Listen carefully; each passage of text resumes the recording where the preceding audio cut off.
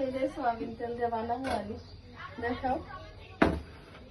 কিছু পাকা বড়ি, মিষ্টি আচার দেবো, মানে এটা টক বড়ি, মিষ্টি টক। এদিকে হচ্ছে সরষে বাটা, আদা রসুন বাটা, শুকনো মরিচের গুঁড়া, এদিকে আছে পাঁচফোড়ন। এখন আচারটা রেডি করবো।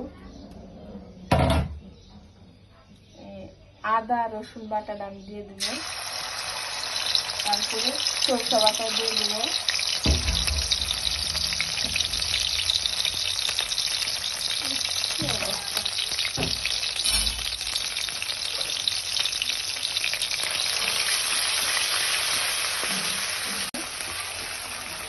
লবণ,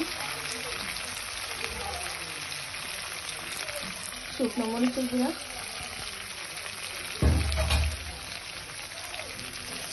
পাঁচফোড়ন।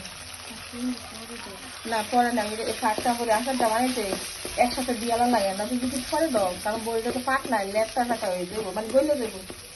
সহজ কথাটা দিলে আমি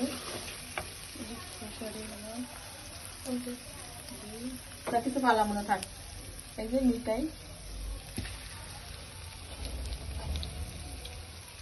পানি,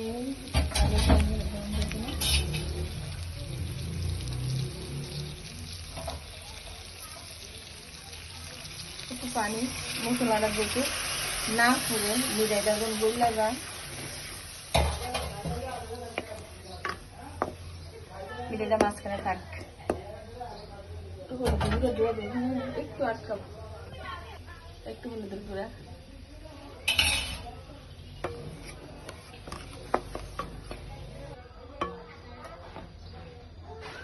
তারপরে বড় এগুলা,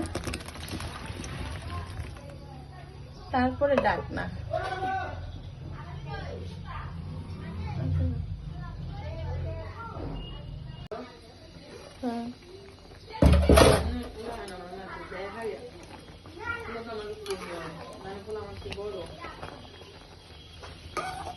ঠিক আছে,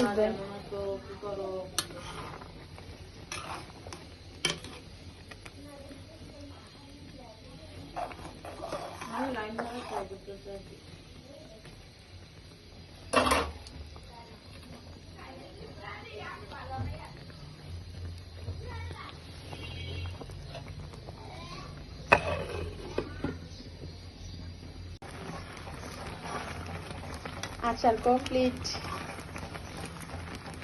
এই আচারটা খেতে অনেক মজা, অনেক মজা।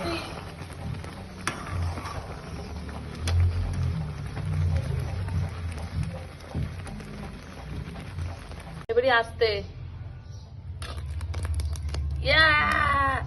পুরোটা ডালো কা জুড়ে যাবে। আমার কথা দিয়ে আবার লাগাই দিও না চিটটা, আমার হাঁটবে না, না যাবে না। সি সি সি কি কথা, সি সি সি রে, ছি ছি ছি নুনি ছি।